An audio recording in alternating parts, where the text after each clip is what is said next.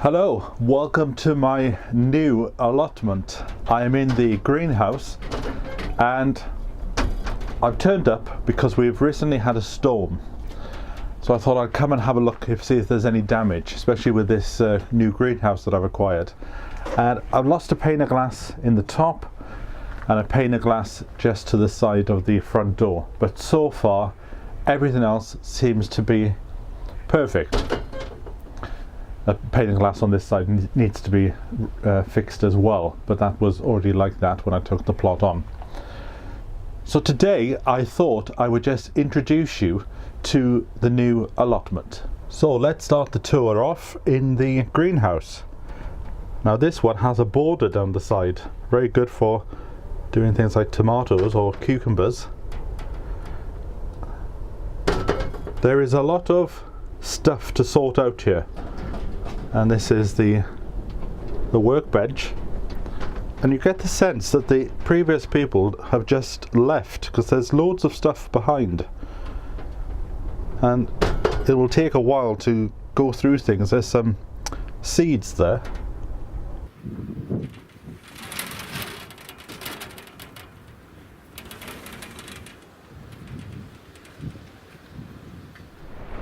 So the allotment's divided into two. Now whether I'll keep it this way, I'm undecided yet, but this is the orchard section, and then next door is where they used to grow the veg. And one of the things I noticed when I turned up the other week is this hazel tree with catkins on. I haven't seen catkins for ages, so I think I will call this the catkin allotment. So I'll just walk up here, give you a little walk around. Good thing about this place is you can have water and hose pipes as long as you don't leave them on when you leave. So as you can see, this is the veg section, and all this is mine, the compost bins, and also I have the tiniest shed you've ever seen.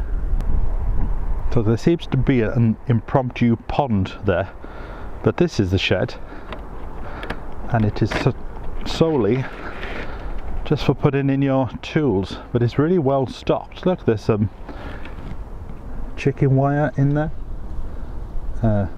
plenty of saws, but it's really small. It's just a tool shed. But the way they've done it is it collects the rainwater from the top. So that's a very good idea. So you're walking around now at the same time with me. So there's some rhubarb there.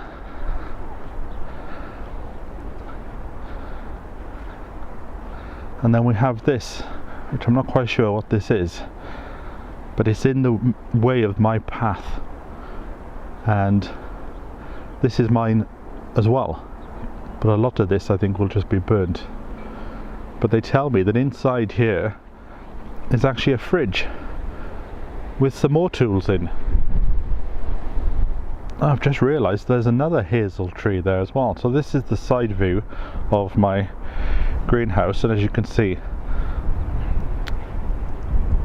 that needs to be fixed. So they've just fixed this on to protect the greenhouse. There's a really large fig tree, and I'm not really a fan of figs, but I'm thinking for the time being it can stay because it could be protecting the greenhouse from the worst of the wind. And who knows, I might develop a liking for figs. So this is the actual veg section. So just looking at it now, it looks like there was a path down the middle and beds on each side. Whether I stick to that design, I don't know, because I haven't thought that far ahead yet. But there's compost bins here, and again, the first harvest of this year will be rhubarb. So this is a view from the orchard, and again, I might decide I want to dig this up, but for the time being it can just stay as is. The important part this year is to do the veg section so I can put some veg in. I love this bench here. It reminds me of the 90s when they were selling these benches for only about £30 in those days, and everybody bought one.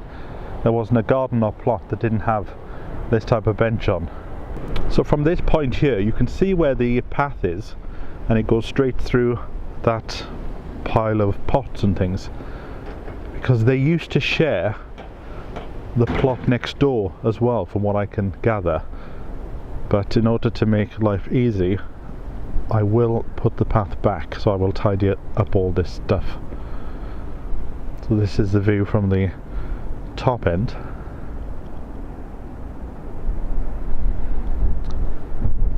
These trees will be very handy in the summer to sit underneath. And this is the fig tree. It looks a mighty specimen, I must say. I will have to give figs a go and see what they taste like. But yes, it'd be nice to be sat there in the summer, enjoying the view out across the fields there.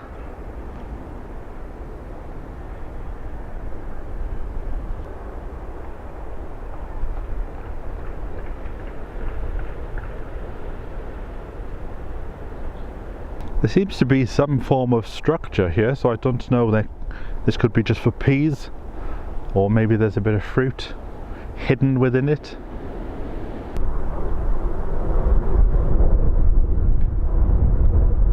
So it's quite good to be here on a windy day, just to get a feel for the place, to see where the winds are coming in. I've already established that the sun comes up in that section and goes all the way around, so as long as I put my crops in this direction, the sun will get on both sides and should give me very good harvests. But it's nice to be here on a bad day then, just to get to know the place. Yes, the wind's coming from this direction. I'm not quite sure whether that's north or south yet. I'll have to get the compass on my phone and work that out. But yes, it's driving in from this direction, so these trees are actually sheltering the greenhouse, so maybe that might have saved the fig. And the figs, look, they're already starting to come on there. It's just a fascinating tree. Do you do figs? Maybe you can give me some advice about them in the comments below. But yes, it's really interesting. So yes, this is the new allotment, and as you can see, it will require a lot of dedication, but the garden, I feel the garden is at a point now where it can look after itself. Once the crops go in, because that garden is more fruit and flowers, and this will be more vegetables, in my drive to be self-sufficient, to see if that's possible. It should be. But it's so nice to be here. It's so quiet and it's a busy site. A lot of people have been around this morning, mainly coming to look at the damage, and some of the greenhouses and sheds on the furthest end of the plot have really been hit. But so far I seem to have got away with it. So let's hope that is a good sign for the future.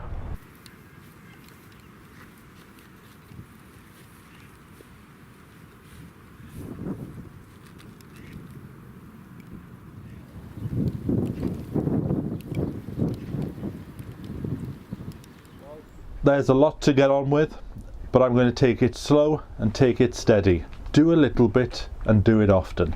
So the plan for this year is to keep this orchard side as an orchard side and just concentrate on the vegetable section, in my aim to be self-sufficient as possible. So thanks for joining me. It may be a few weeks now before I give you an update. We've got to wait for the nice weather to come, and then it's the task of getting down on hands and knees and taking the grass out, and that will take quite a few months to achieve. So I will catch up with you next time. So from me until then, bye for now.